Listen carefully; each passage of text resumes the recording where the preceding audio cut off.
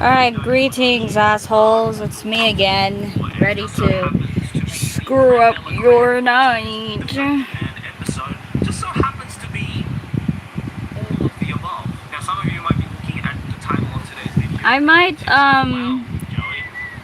I might just, like, do another silent stream, guys. Like, again, like today. I'm gonna do silent stream, so yeah, if you guys don't want that, I'm so sorry. But, This piece that we'll be talking about. And with that, ladies and listen, gentlemen, I might talk sometimes, alright? But, yeah, it's... I might talk sometimes, but it's gonna be silent for most of the stream. I'm so sorry.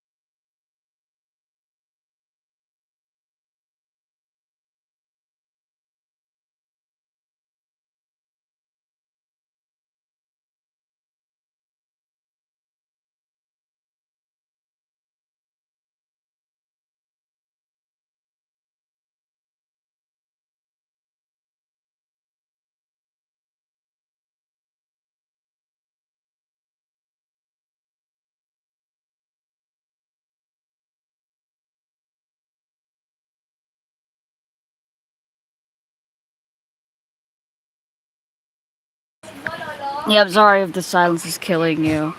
But that's what a silent stream is called. But you know what? I guess I'm gonna let it go. I guess I'm gonna let it go so you guys can listen to what I'm listening to. I'm going to be giving you a description, whilst my lovely editor Thomas is going to do his best with his art skills. By question and torture in this case, I mean he breaks each one of the fingers on her hands one by one, then heals her hands to do it all over again, and then after interrogating her that he creates through his healing alchemy, he straight up beats and rapes her to completion. I can't make that shit up if I try. And I wish I could say that this is the worst chapter, but it's really not.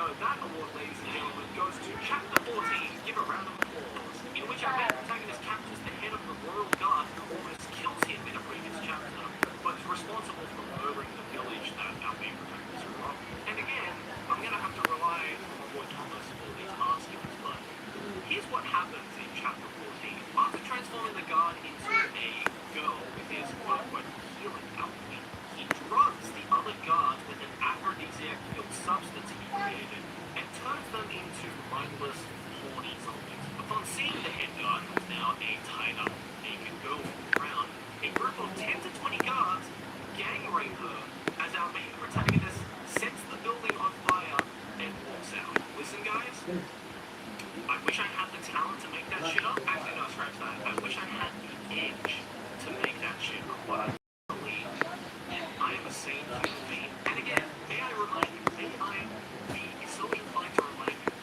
this show is getting a fucking anime adaptation next year. Like, what the fuck did this happen? Oh, and to answer your question, yes, I did in fact buy the original light novel series because I ain't no pussy bitch who's going to pirate his light novels. And yes, to answer your other question, it is much edgier and much more raunchy than the manga adaptation. So suffice it to say that all of the shock value is not a result of a bad manga adaptation. It essentially falls into the same trap as Goblin Slayer did back in the day, in which people freaking out about that one particular moment in the first episode of being way too obscene for TV, which made the manga readers laugh because that same scene in the manga was even more obscene, which in turn made the light novel readers laugh because that one scene in the light novel is even more obscene. It's like an obscene romance. And the one silver lining, one thing I'm looking forward to about a show like Redo of the Healer getting an anime adaptation is that I get to experience what I think is going to be one of the biggest shitstorms to ever hit the coast of the online anime community, especially Oh hey Anya, what's up? chapter 6 and chapter 14. Because I'm always Yes, I'm proud of you, Anya. You should continue. You guys should stay here, because yeah, I'm lonely. Also, by the way, there's probably some people who has no clue what fucking Glacial Tale is, unless you guys are new. Um, so I kind of want to do like a like an ask stream again, just like ask the like characters of Glacial Tale. What will they answer? I have no clue. So you know, do you guys want to do that right now? and rape scenes and multiple scenes of that. So kids, grab your emergency cookie, grab your emergency ramen, and prepare the social media evacuation for what is going to be the biggest shitstorm of 2020 that the online anime community has ever seen. But let's hit the brakes a little bit because, in all seriousness, after finishing about 20 chapters of this manga, because I somehow managed to conjure up enough mental energy to make it through 20 chapters of this shit, I genuinely question myself as to why I don't like this particular series, this particular dark fantasy series. Because as I mentioned at the beginning of this video, dark fantasy is one of my favorite genres of media. So what is it that differentiates between Redo of a Healer and say something like Berserk? Because if you think about it, both have gory scenes, both are based on revenge of some kind, both have an overpowered main protagonist, and both have multiple rape and obscenely sexualized scenes. And obviously ignoring the point about there being a difference in the art style, because there really is no comparison between the godlike art style of Kira Kentaro versus the quite generic and mediocre art style of the Redo of the Healer.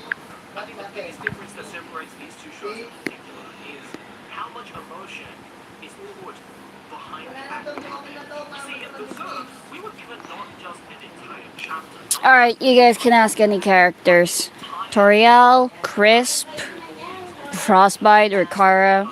Crisp slash Frisk, Kara slash Frostbite, Glaze, or Sands, Papyrus, Muffet, Alphys, or Isophis, Metaton. Fuck, I forgot some of them. Like, ask the characters. Like, you can ask the characters.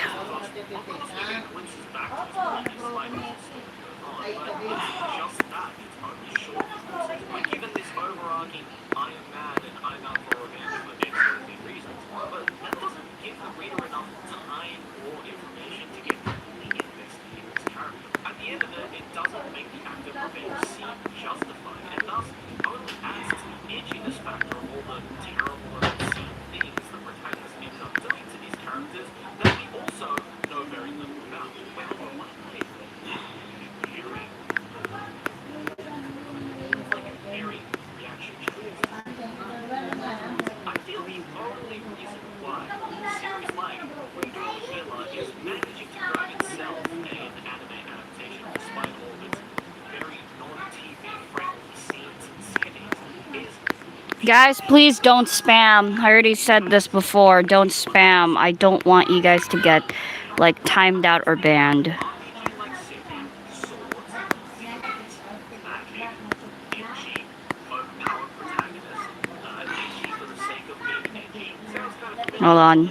I mean, at this point, I'm convinced that people of the anime industry aren't even looking into series when they decide to adapt it into anime. They probably just have like a checklist of like, yeah, this seems like everything that we've made in the past couple of years, and the way to pick this shit up like you. Because in all honesty, how else would a show like Redo of the Healer get an anime adaptation? How else would a manga like Ishizoku Reviewers, a series that is set in an RPG like Isekai world where heroes go around and different prostitution centers that have different species of events? Well, how would a show like that get an anime adaptation? The fact of the matter is that we're forever stuck in this Isekai RPG like fantasy setting, and these schmucks over in the anime industry don't fucking realize we want out. You know, maybe I should draw the characters first.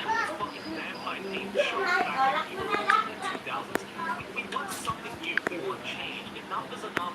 We need something refreshing.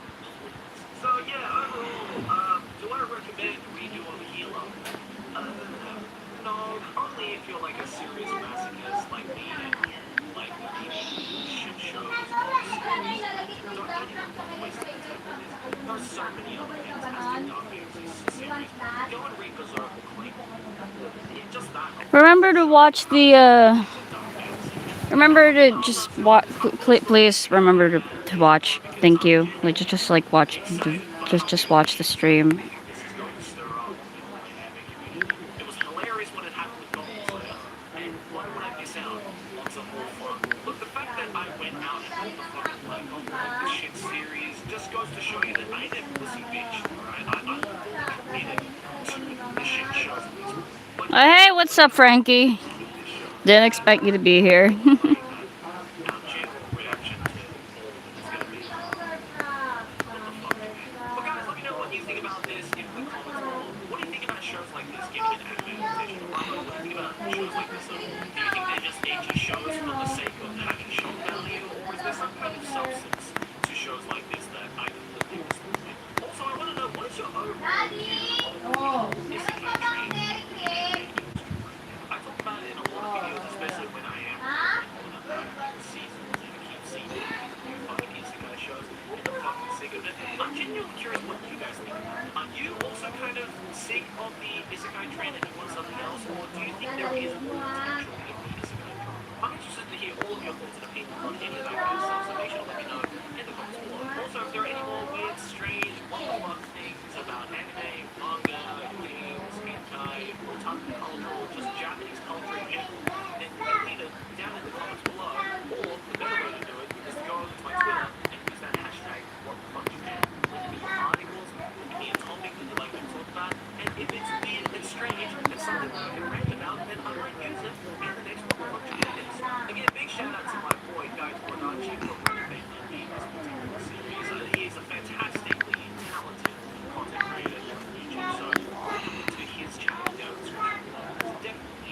Anyways, guys, thanks for watching, and I'll see you in the next one. Like Rarity if you enjoy, subscribe, grab, and keep watching anime.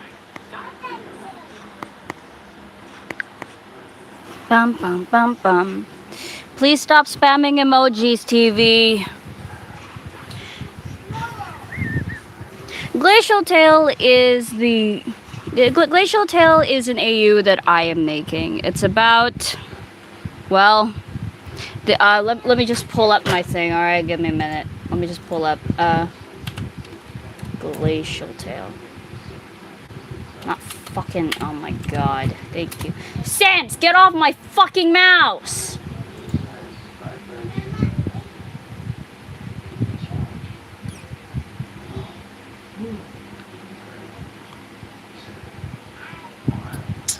TV Viva1, please stop. Please stop spamming. Please stop spamming. Please. You're spamming emojis. Don't do that, please.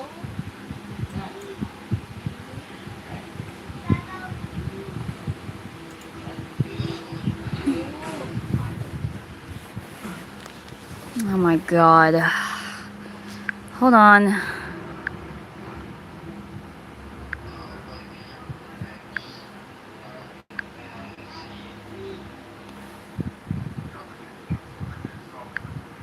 Dude, I hate to do this. I'm so sorry. You're gonna be banned. No, it's not Glacial Tale. Shut the fuck up, Frankie.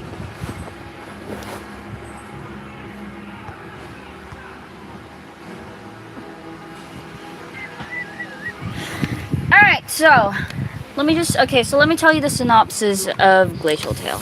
Let's see. So, to me, okay, so here it is. Glacial Tale story. Not really Glacial Tale story in a nutshell, but hello, welcome back, Baku. I'm just gonna talk about Glacial Tale. So, monsters and humans were at war with each other. Humans won, humans won, and the monsters were sealed down to the underground. They casted a spell or curse of everlasting frost onto the monsters. No possible cure yet. If monsters... Okay, no, sorry. They're like, no possible cure yet. So, monsters are more vulnerable to the cold, and the population decreases year after year. The only thing that's saving them is the king and queen's fire magic, or the hotlands, to which the heat is slowly decreasing over time due to the everlasting frost. But even that wasn't enough. So it's all been like that. There's like countless blizzards in the ground many times because of this godforsaken curse. Years later, a human fell down to the underground. His name was Kara. Yes, Kara is a he in here. And Azrael found him injured. He took him back to the castle where Kara was healed back to full health. Toriel and Asgore decided to take care of him. Kara and Azrael became best friends, of course. Kara can withstand the cold more. Seeing what the monsters had to put up with because of his own kind, he has grown to develop a deep hatred for humankind. He and Azrael had a great life. Unfortunately, it doesn't last that long. 14 years later, this is when Kara and Azrael are in their late teen years. Kara fell deeply ill. The everlasting frost overtook his body after years of not feeling actual warmth, and considering he has been exposed to the cold far too much. And his only wish was to see the snowdrops of his hometown. The next day, he was lifeless. His body was cold, his hands and face filled with frostbite. Azrael wanted to grant his best friend's wish and absorbed Kara's soul. Unfortunately, not even halfway, he started to slowly get ice-long gets ice-long symptoms, and eventually he turned to dust. Because Kara's soul was so frozen that Azrael's soul wasn't able to handle it. It overtook him. The king and queen were devastated as they lost their children in one night. Asgore wanted to declare war at the humans. He blames them for the death of his children because of the forsaken curse they put on all of monster kind. The everlasting frost is becoming more powerful as time goes on. Asgore became desperate. He became desperate to help his people, and he killed a human for a soul. Toriel did not like this. she was extremely upset, and she left him. She left the throne and him. She lives in the ruins, which has some frost going onto the walls due to how cold it really is. Eventually, her anger subsided, and she wanted to, at the very least, go back to Asgore and ponders. She wanted to at least go back to Asgore and ponders how he's doing, but she was afraid because she thinks that Asgore has a grudge against her now. In reality, Asgore wasn't upset at Toriel. He blames himself. She stays in the ruins and proceeds to help the monsters who live in the ruins. That's one of the stories. So okay, so hold on. Like, it's like the story's loading. I'm so sorry. Why is the chat leaving a lot? I hate this.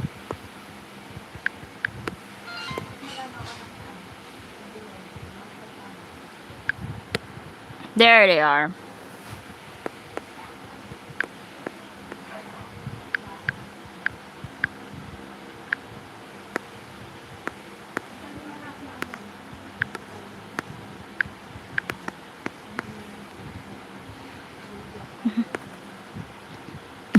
Fair enough. Okay, so... Oh, hello, Holy Dust Stuff. It's been a while since you've been here. Anyway, so... Here's the primary plot points of the story so far. Spoilers if you guys don't want to know about it. But I'm just going to tell you the gist of it. So... Vague expository scene, the one that I told about. Straight to the point of the curse. And... yeah, the true danger of the curse will be explored later on. So, Frisk or Crisp falls down onto the bed of Snowdrops. Snowy the Snowdrop, which is Flowey in this AU, interrogates Frisk about the resets. Frisk is confused. Snowy thinks Frisk is playing dumb, but Toriel shoots at him. He dodges and burrs away. Toriel's dialogue implies she knows more about Snowy than Toriel normally knows about Flowey. Or actually, no. I'm gonna talk about the characters instead, not the story. I'm so sorry.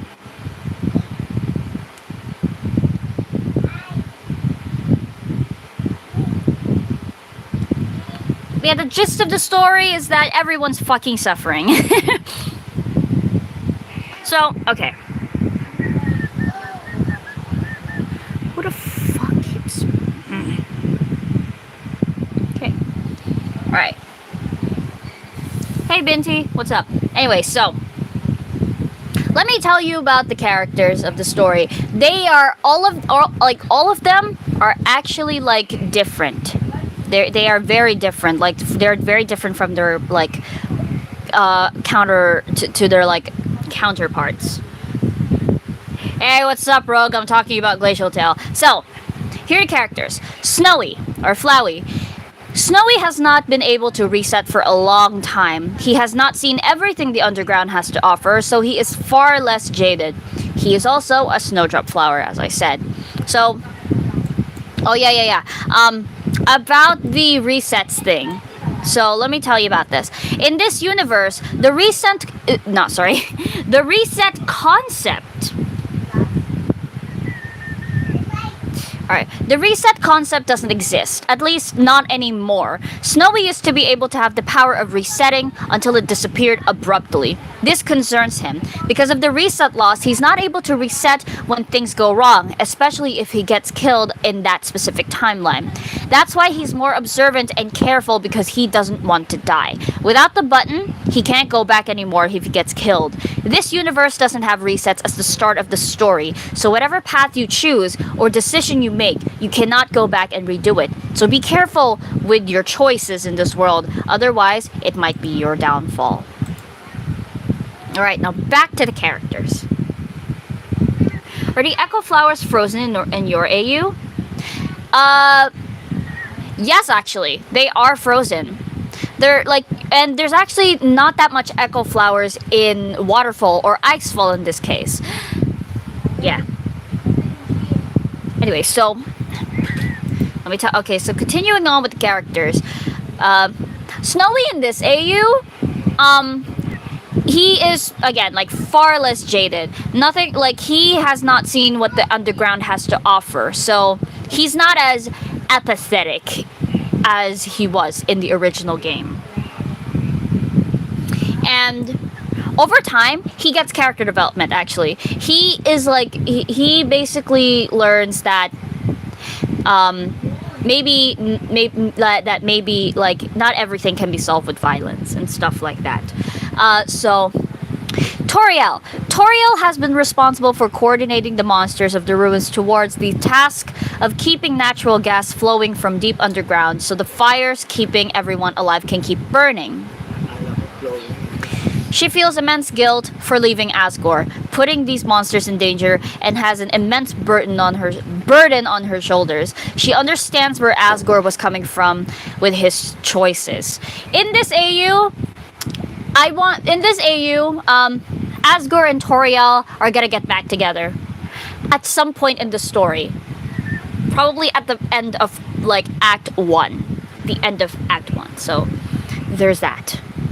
So yeah, Toriel now understands why Asgore has to make like a terrible choice, because in this case she realizes that not all choices are good. Like either option, like you have to either pick like there, like sometimes there are terrible choices that you have to make that like there are still like there are like terrible choices.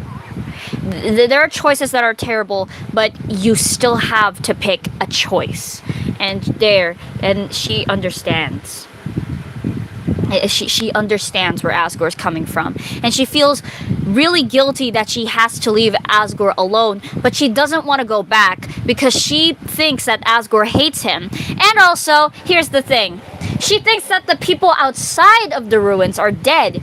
She thinks Asgore's dead.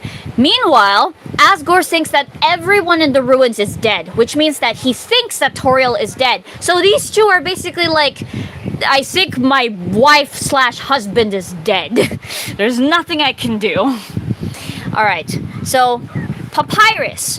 He is far more knowledgeable in this world, much like Sans is in Undertale, except he is just as optimistic as ever. Although he is steadily being worn down by the distancing of Sans, who was his rock during his upbringing, the elements, Semi's recent passing, and the worry that Gaster will follow behind shortly. So, yeah, like Papyrus is kind of like sort of like the secondary main character. He's one of the important characters in Glacial Tale. Of course, all of these characters are actually important. I'm actually thinking that they that these characters should have their own side stories, which me and Zane are like still working on. And to answer your question, Frankie, hold on, like wait, so they think the other is dead, but okay, so here's the thing.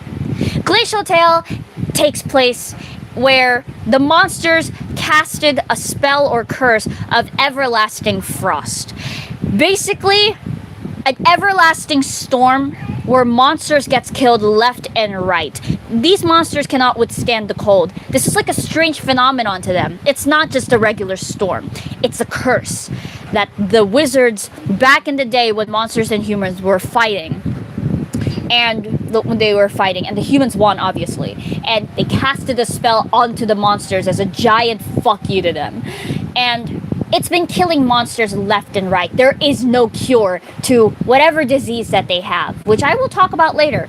So yeah, basically this curse, this spell, this curse, this everlasting frost, it's just killing monsters. So it's like, it's no brainer that Asgore or Toriel thinks that they're dead because of the storm. Monsters cannot withstand the cold, unlike some other monsters actually, but they believe or they think that they are dead. Like Asgore thinks Toriel's dead, Toriel thinks Asgore is dead, when none of them are actually dead. They're still alive actually. Anyway, so Sans. where is it? Okay, so Sans, he previously worked with Gaster during his time as the royal scientist, helping with the development of the serum. But after attempting to continue Gaster's work on the synthetic serum after he gave up, this resulted in a flawed serum, which started to corrupt him. He is a nervous wreck, always cold, and plagued by frostbite and ice-long symptoms. So, despite that thing, me and Zane haven't actually thought of like an actual we haven't delved deeper into Glaze. Like back in the day, you'd think that Glaze has an actual like consistent personality. Then I was like, no, it's not good. I think we need to rewrite Glaze's character. So from what we basically like gathered in this AU anyway so far is that, okay, who is Glaze? Okay, so his ailments, pain and constant cold, anxiety and paranoia. He has anxiety and paranoia, and there's an implication that he might have a split personality. So what does he want? What does Glaze want? So Glaze, he wants to be free from his pain. Is it life? Is it the underground? Is it his illness? Who knows? He wants to know why the human is so obsessed with saving the monsters, why they're fighting the inevitable. He doesn't trust them. Yeah. In this AU, Glaze will not hesitate to kill Crisp. The only reason why he hasn't killed Frisk or Crisp, because Crisp is a nickname I gave to Frisk. The reason why he hasn't killed Crisp yet is because of Papyrus. He doesn't want to kill. The only reason why is because Papyrus doesn't let him. He doesn't let him.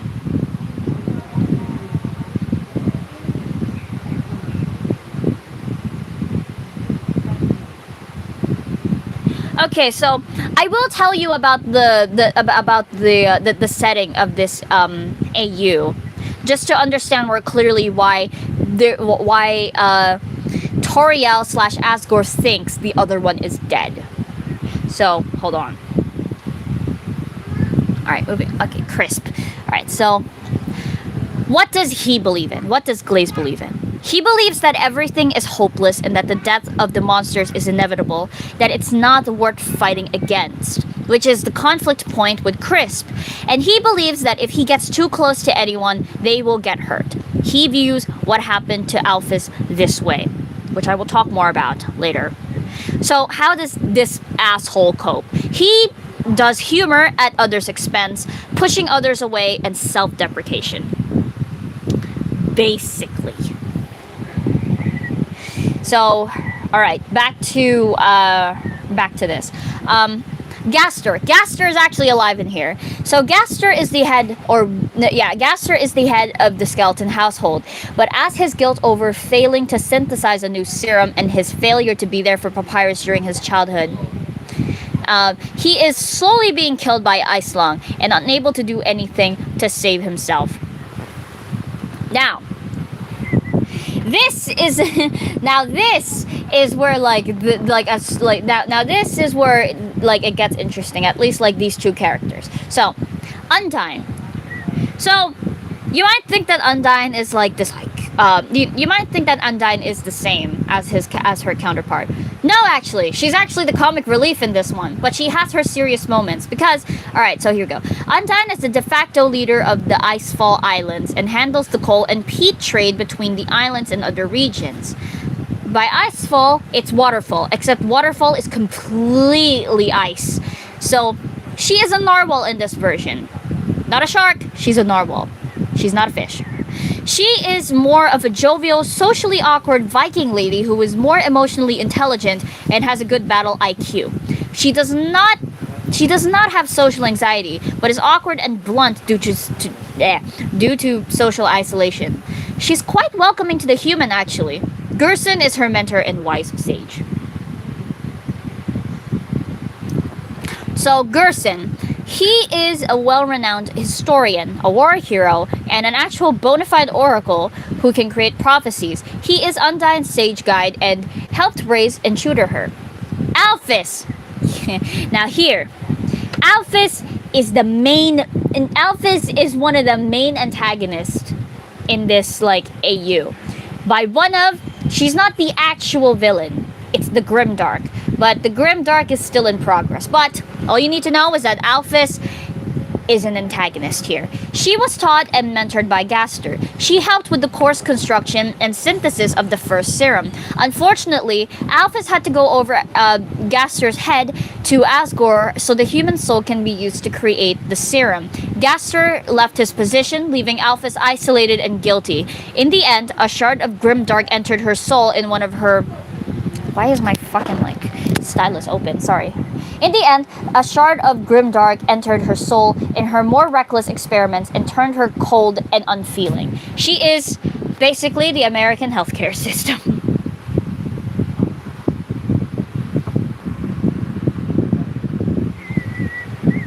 Are you guys still? Are you guys like? Are you guys like? Blah, blah. All right, sir. Sorry, I'm still here. I'm just talking. Mettaton. Mettaton was a good friend of Alphys and cares deeply for her, helping her through her guilt after Gaster's departure. But he was unable to save... Okay, so... No, it's different.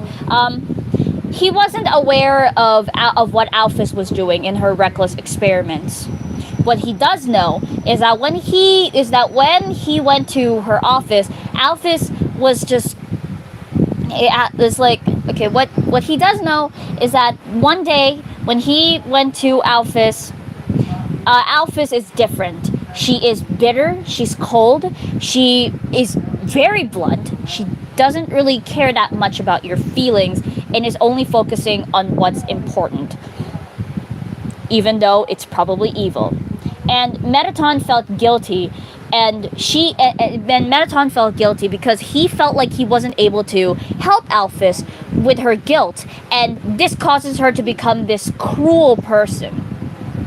And here's the thing, Mettaton actually despises the skeleton family. Basically, he despises Gaster, Sans, the entire skeleton family. He despises them.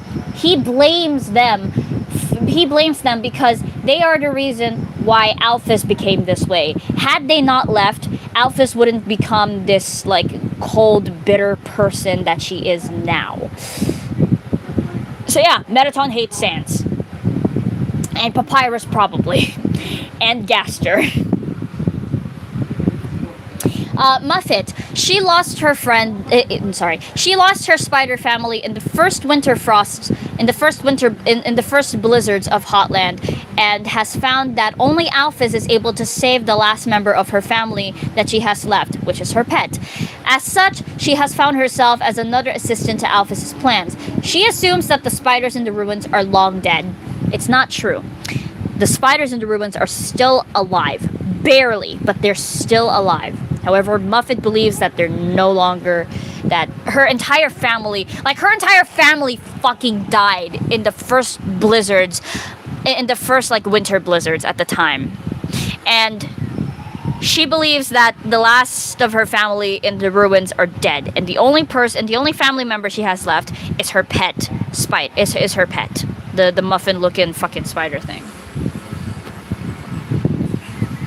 So, yeah, and Asgore, he's basically the same. Asgore is just the same. He's still, you can't really make Asgore depressed without him being already depressed.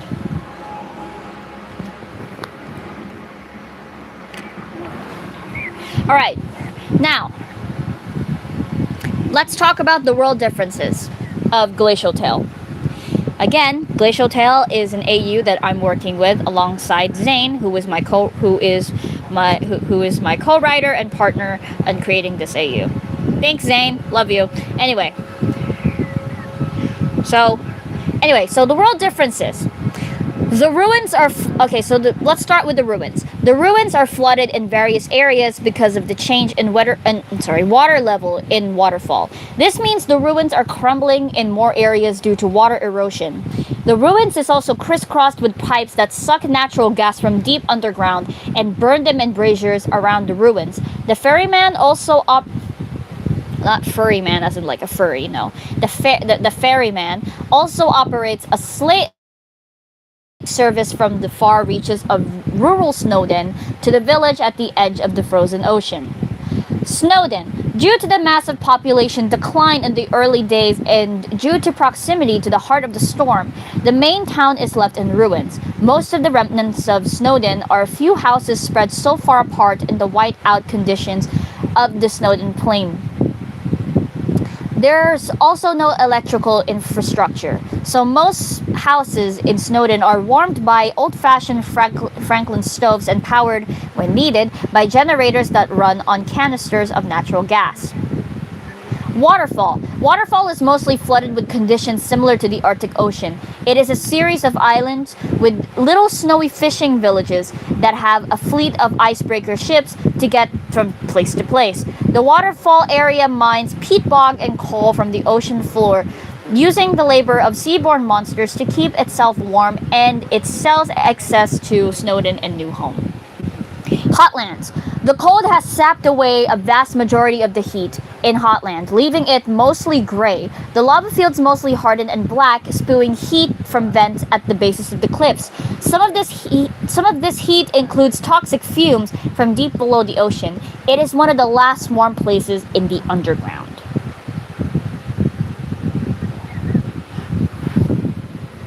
Also, hello Rogue, what's up? How you doing? Are you still listening to this fucking AU? Anyway, the core.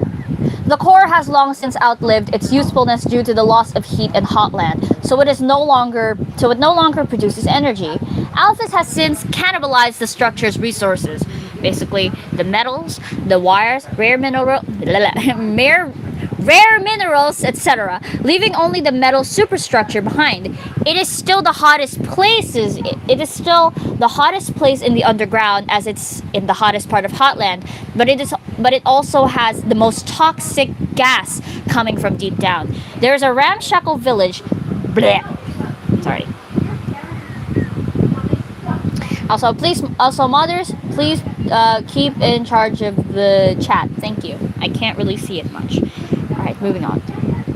There is a ramshackle village that has sprouted up in the core's superstructure, inhabited by the fire elemental monsters that once roamed Hotland. These monsters are slowly being poisoned by the gases. New Home. The city of New Home remains mostly unchanged, except that within its center is a massive natural gas power plant that uses pipes reaching deep in the ground to collect gas and convert it to electricity, unlike the ruins, which burns the gas directly to create heat. So, that's basically the gist of the, what's that called? Of Glacial Tale. So, yeah, I hope you enjoy that, little, yammering and shit like that. I'll see you later, not a good daddy. Anyway, so, yeah. Content backup. I can't really talk if I'm, looking at the files. Also, please don't be rude. Anyway, back to the thing. What's up, Skittles? Anyway, so back to drawing. I'm basically just gonna talk more about them and possibly think of random shit that happened. But yeah, that's basically the gist of that fucking thing. Yeah. So yeah, I hope you like that. And now on to drawing Glacial Tale characters. Yes, Skittles, Rogue is finally here. See you later, Fanglex Fox.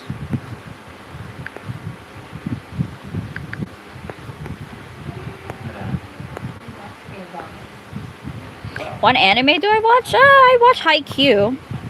I Pokemon too. I also watch Pokemon. And blah. I watch Beastars. Beastars is actually currently one of my favorite animes. One of my favorite anime to right now. It's fucking cool. I love it.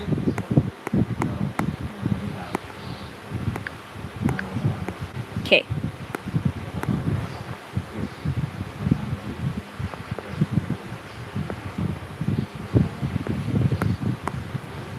Do do do do do do do.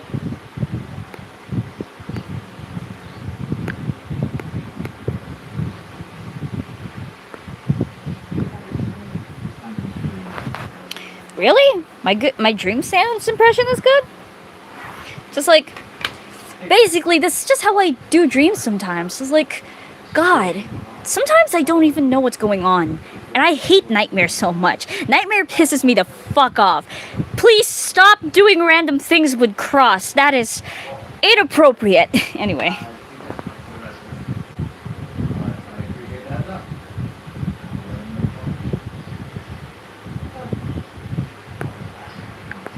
Rogue's Killer is fucking amazing.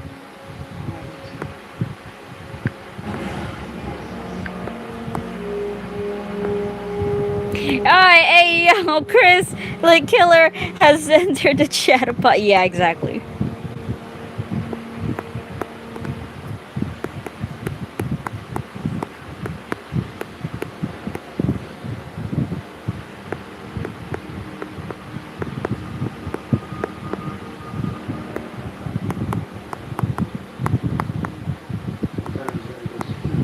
Oh god, it's you again. What are you doing in the stream?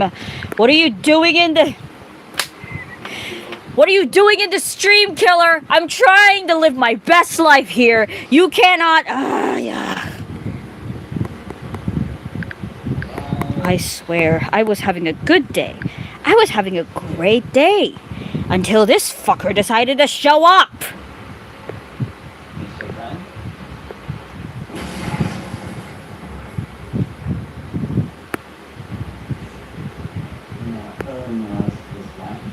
Hey, what's up?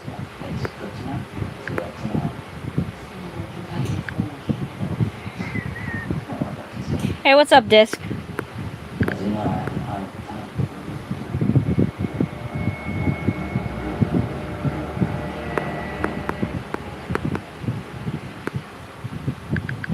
I don't give a shit about languages right now, Killer.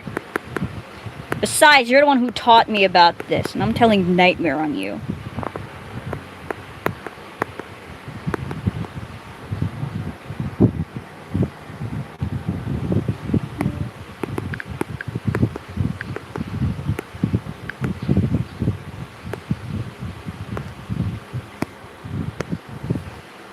I'm telling my brother on you. You're so mean to me. Ah!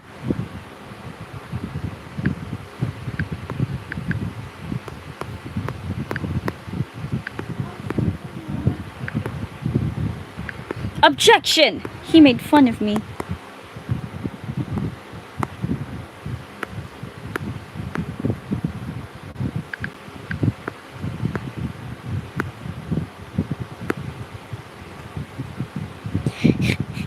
Yeah, probably.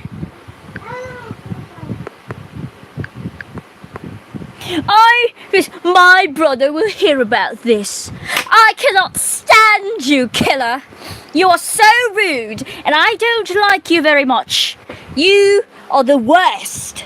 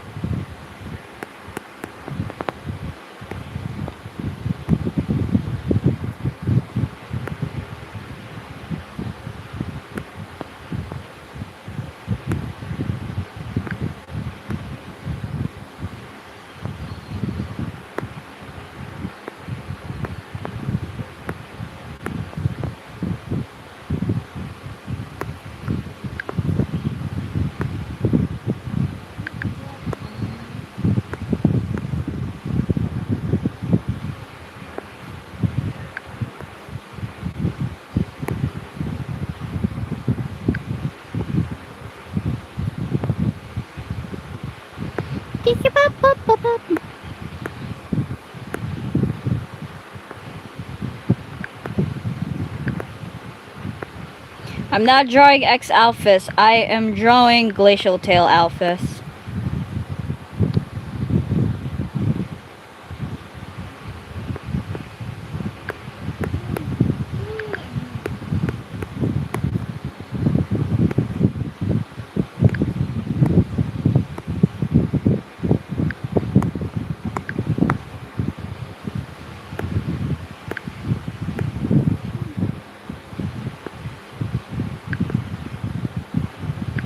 Excuse me?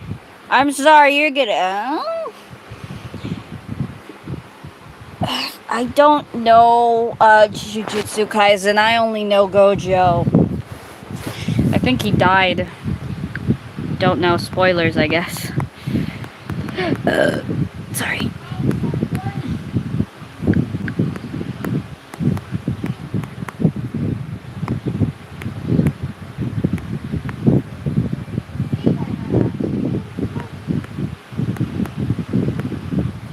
What are the rules in the stream? Check the description. Always check the description, guys.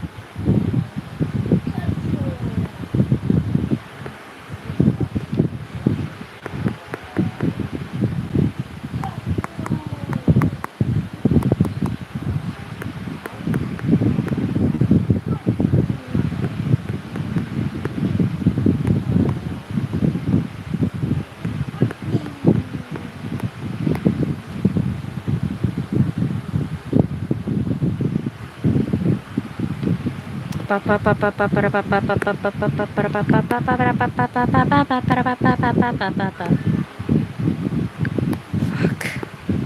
Sorry.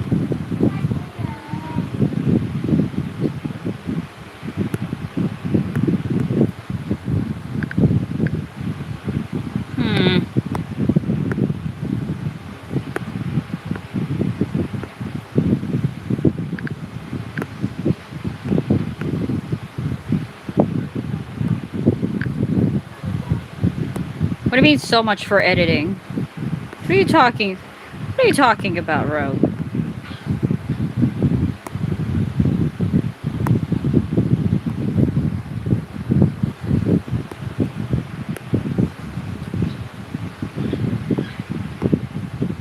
There you go. At least there's that.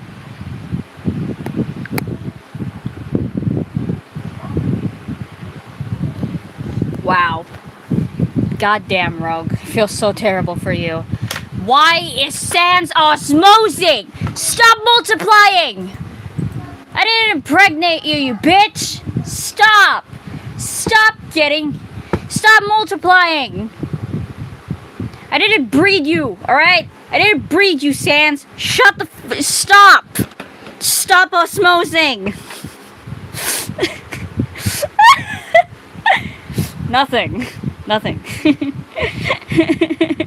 Nothing. Nothing. I didn't say anything.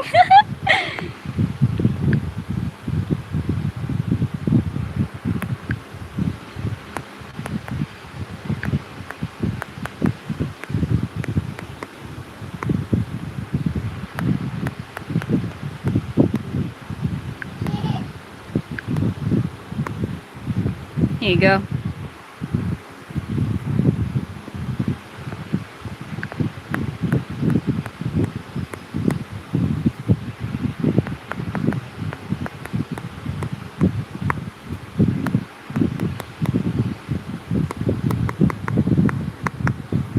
There you go. They're the current Hotland scientists. I'm Filipino. Hey, what's up, Sansy? What's up, Sansy? How are you, Sansy? There you go. I wanna pet you. Don't be sad now.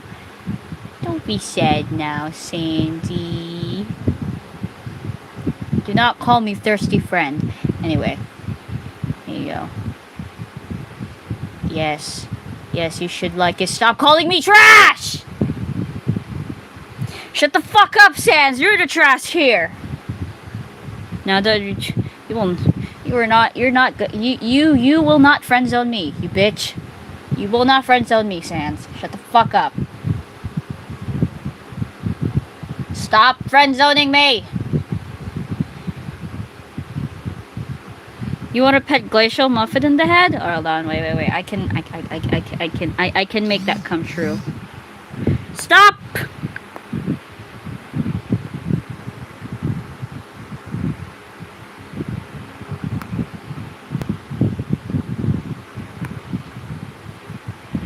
Okay, so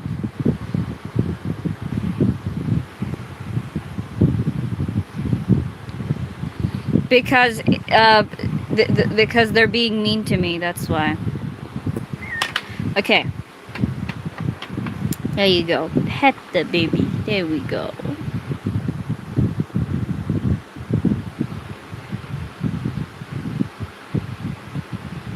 There you go. Want a pet marathon on the head? There you go. Pet marathon on the head. Pet, pet, pet, pet, pet.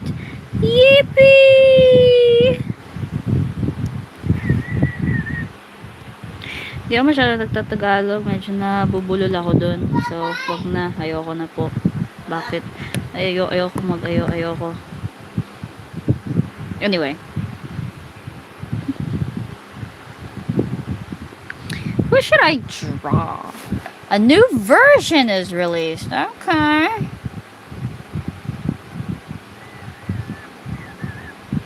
Nice. No, come back. Why are you multiplying, Sans? I'm not breathing you.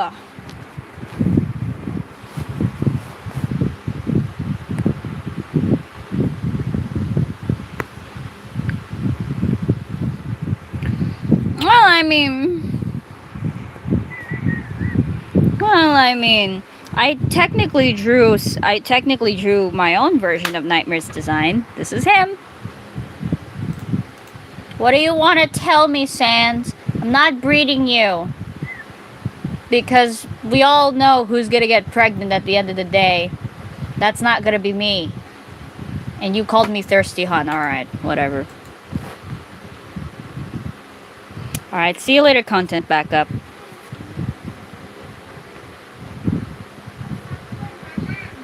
You never see me draw error?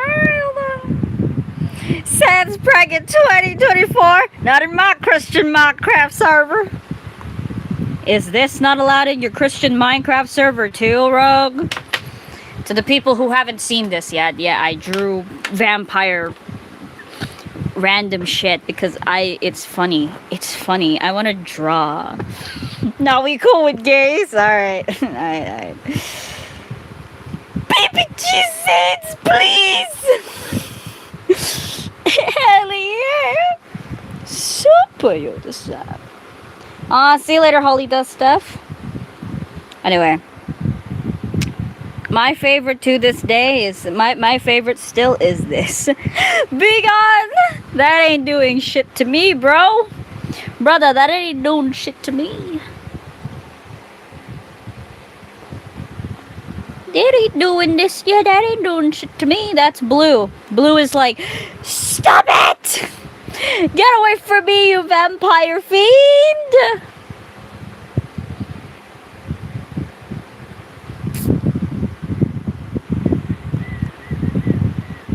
He crusty. Oh yeah, look, it's giant horror. Why is Sans up in the ceiling? Sans, stop going up in the ceiling, please. You will not Sudoku your way out of this, alright? Please, no KMS jokes in the chat, Air. Thank you.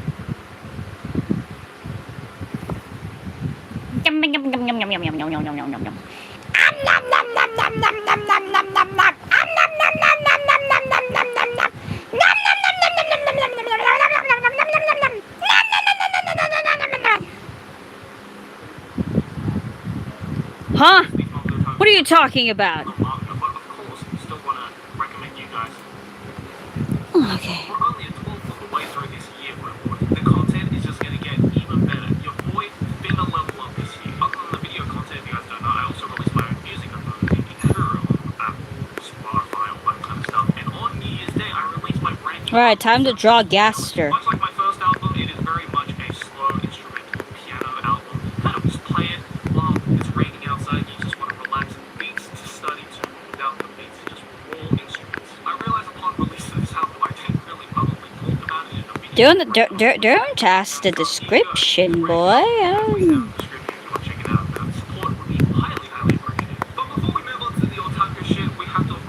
Fuck! This looks ugly!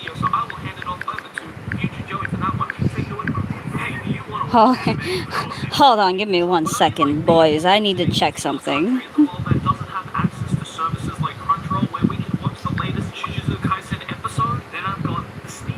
In God's name, there it is. I need to check. Okay. Flick of a switch, ExpressVPN lets you access the Okay. internet from anywhere in the world. With its secure encryption methods and lightning speed connectivity, your internet Oh, wherever you go, you know I will follow you. You know I will run to you. Oh, the sun and the moon, it don't matter what you do. You know I will run to you. Can't believe that all this time I'm hurting for you, but you feel like home. Oh. Yes, Rogue, I am watching the anime man. I'm watching Joey. I love Joey. I genuinely love Joey. The anime man is amazing. Love give a lift so high, I'm dying for it. I'm dying for it, and I can't let you go. Hide away from me. Hide away from me. Hide away from me. Or you lose, or you lose. Hide away from me. Hide away from me. Hide away from me. Or you lose, or you lose.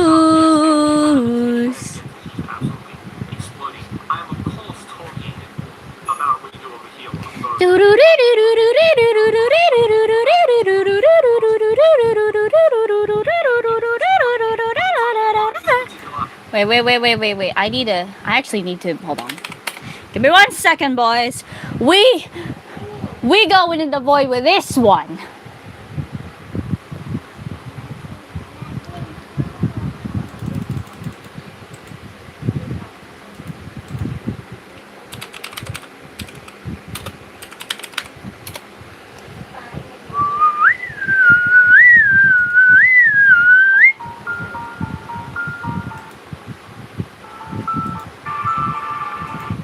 No.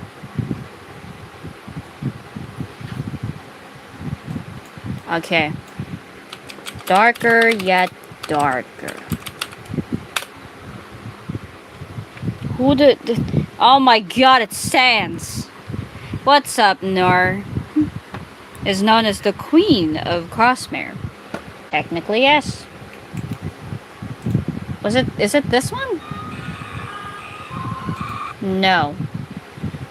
Is it this? Nope. Everywhere and never fading, rude to talk when they're listening. There we go.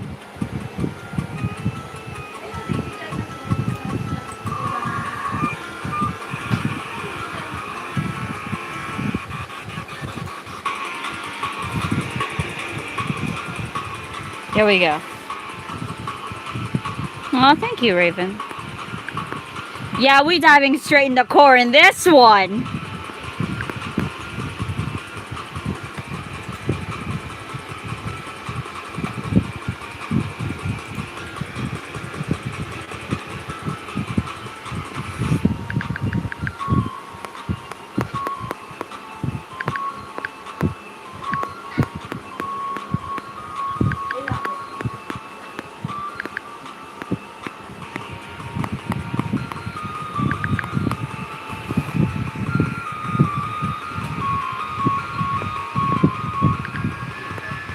So can you stop being weird for at least 5 days? Is that supposed to be an insult? I'm not sure.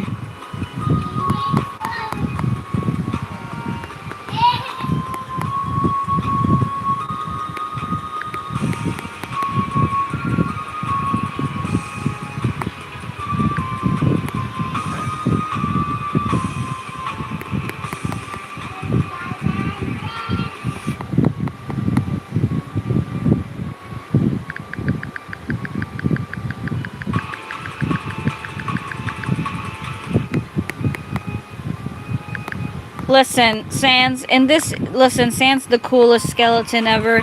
This channel is meant to be weird. If you can't even keep up, nah.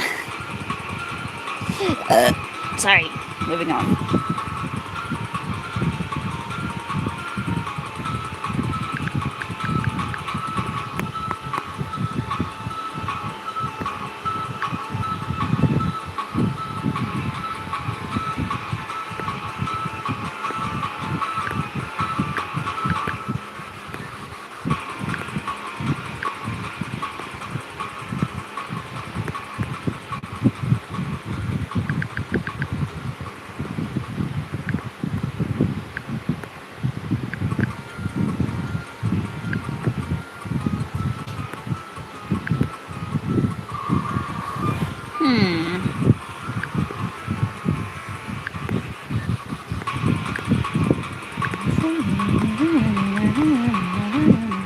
What is Nightmare doing here?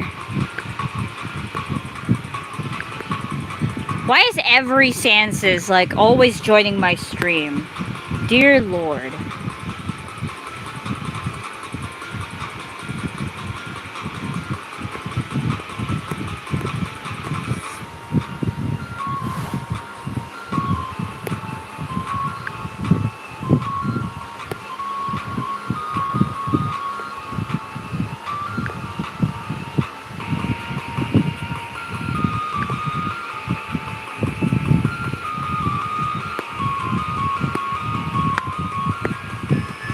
That's what the times it's never carried up.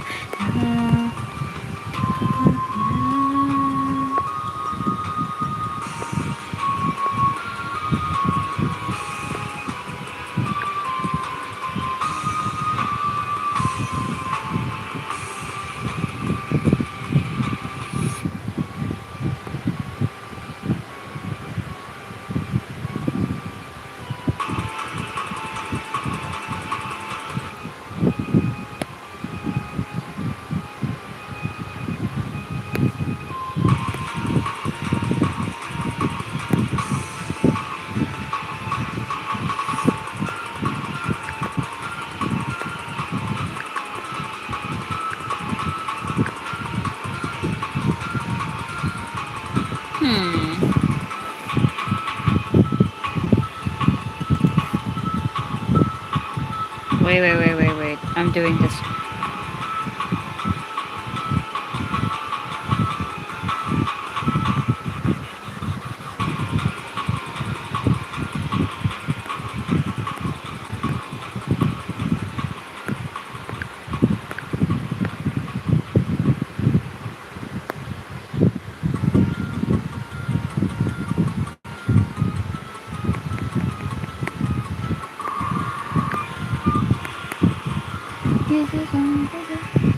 It's over. What is neighbors?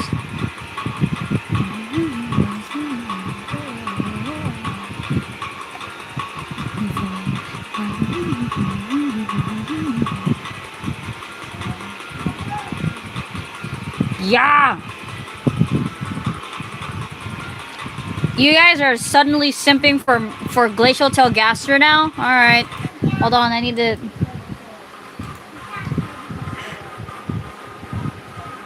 There we go. Listen, I need me some things. There you go.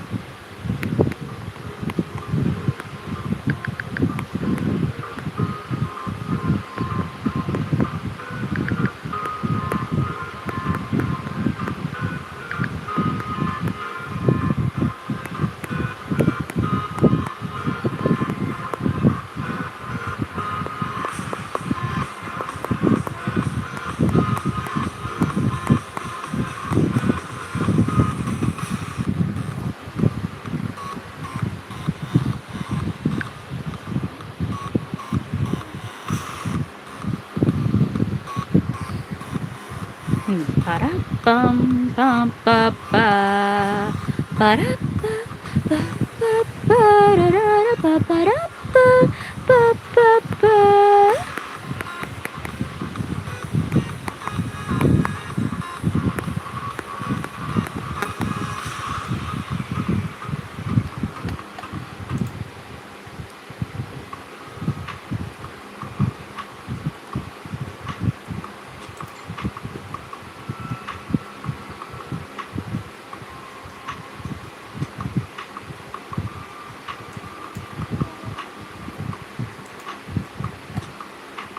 Hey, yo.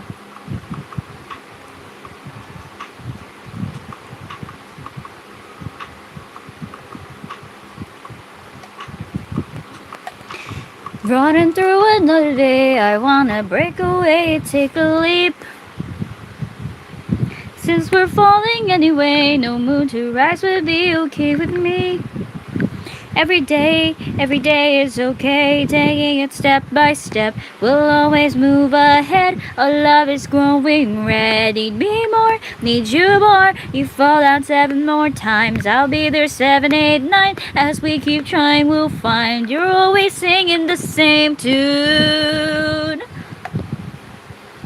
You're always singing the same tune every day from now on.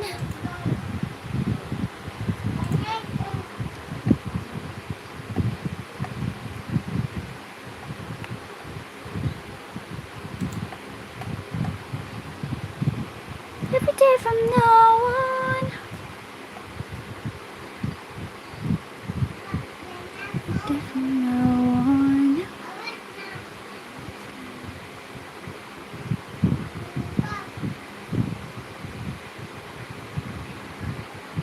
How could this happen to me?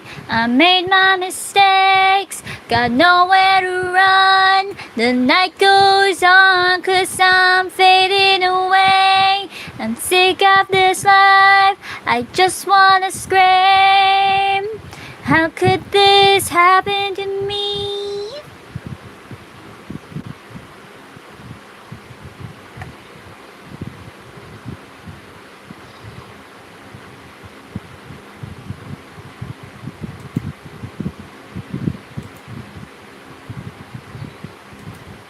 Huh? What?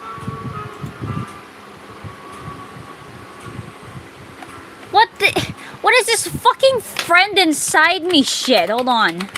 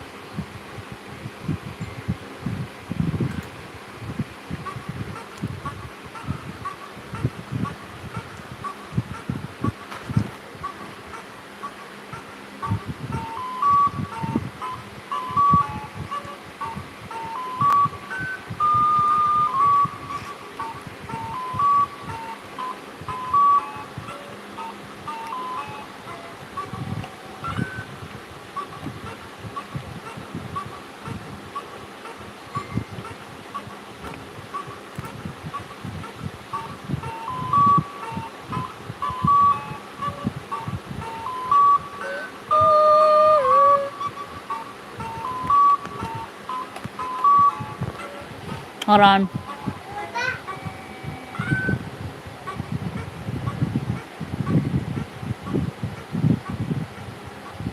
Where is that thing? Hold on.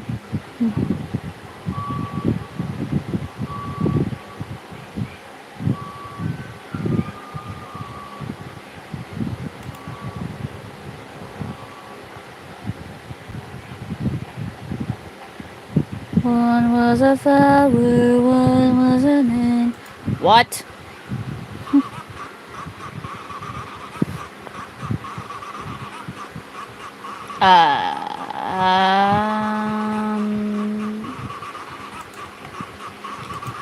I don't think I should be here. Sans, are you nervous? Sans! Sans, stop being nervous and fighting me, you bitch!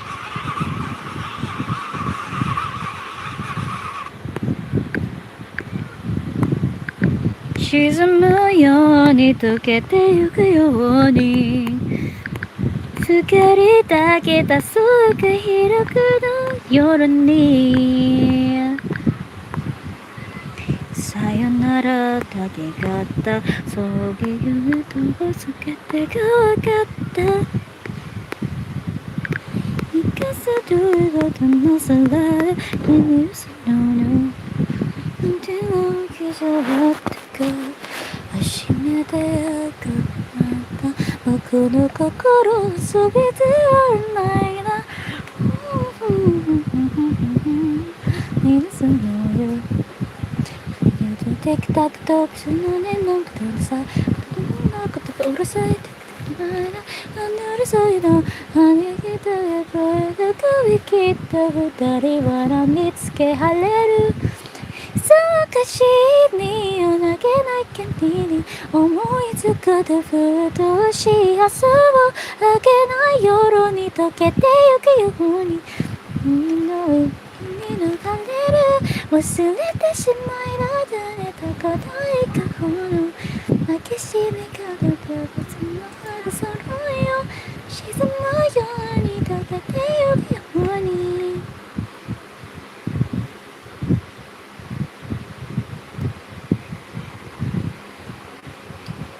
ギラギでいいよみんなでいいよ Alright, time to listen to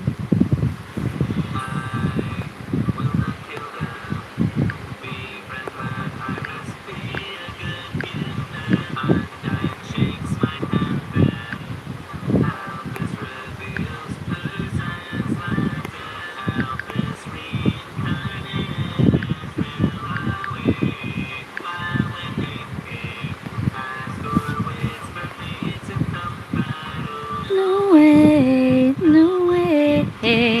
Oh, no breezes pacifist. Oh, won't get his pacifist.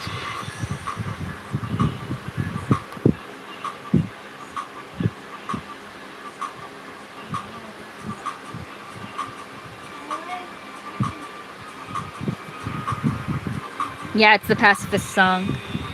Makes us so fight.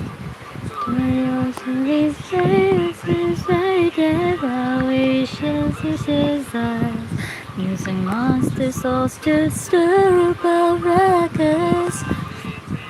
As we use for now, we must fight, make things right. Destroys the barrier. Oh, I'll resist pacifist. Oh,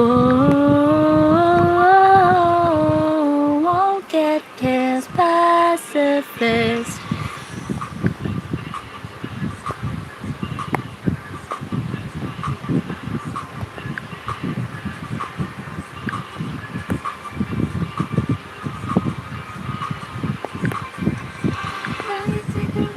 They call me peaceful frisk, cause I'll be all these monsters. Jesus, Jesus, be my mother. Oh,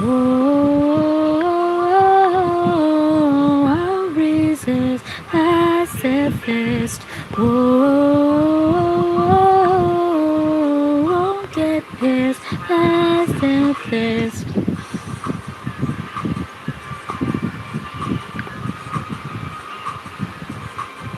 Yeah, please no spamming.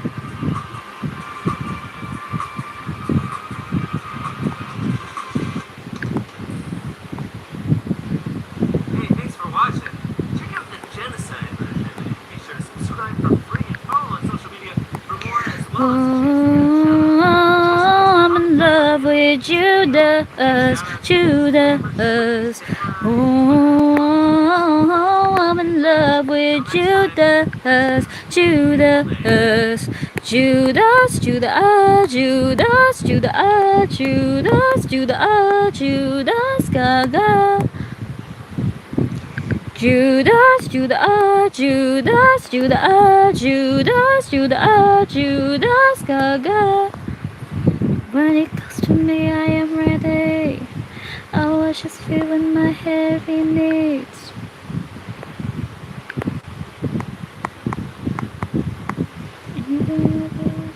Goofy ways.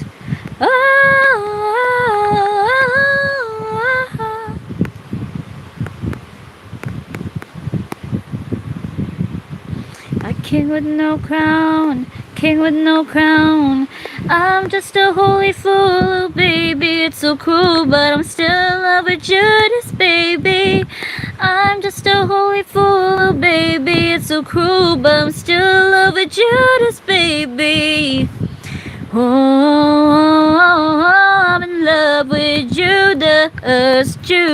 Whoa, I'm in love with Judas, Judas, Judas, Judas, Judas, Judas, Judas, Judas, Judas, Gaga.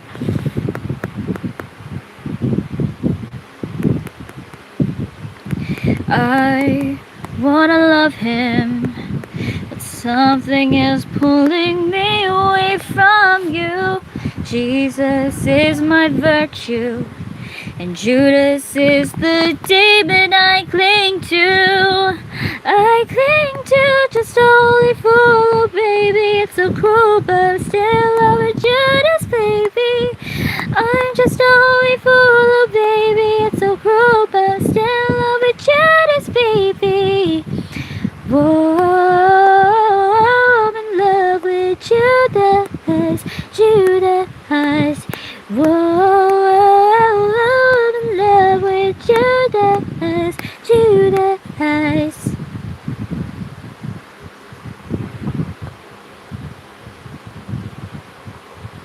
그야けそれは知らないでそのぞそれはギリビジのにのい I wasn't fine like it now so I know your self-control to your voice listen my choice to be more safe away from me. There we go.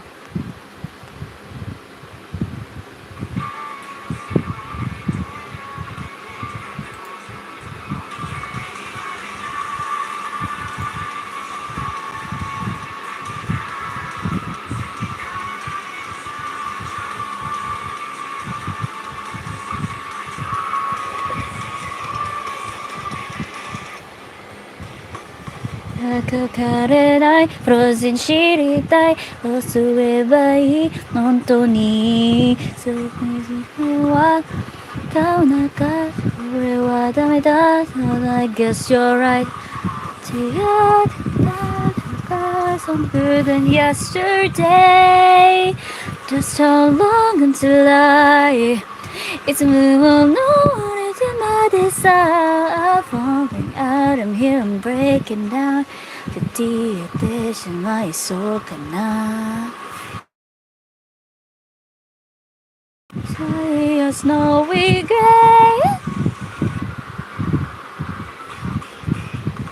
Sunset falls through bloody lanes 어떻게 알았지 Will I carry on 띄워줘 그렇고매 그렇고매 유명하다대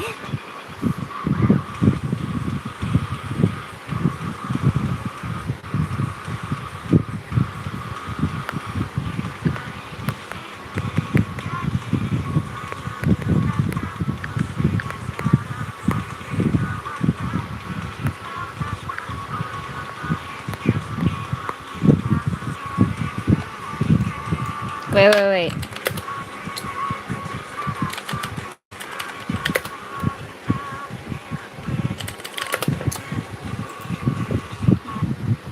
Hold on, wait. No.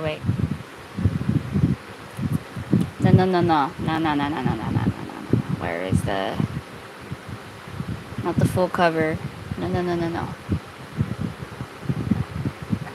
Oh, wait. No.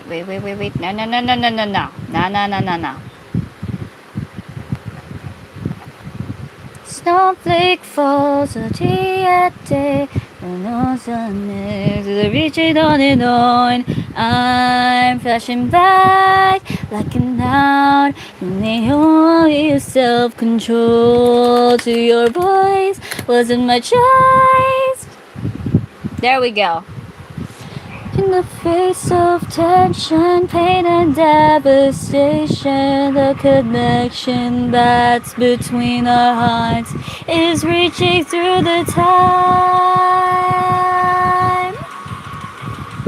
Through the time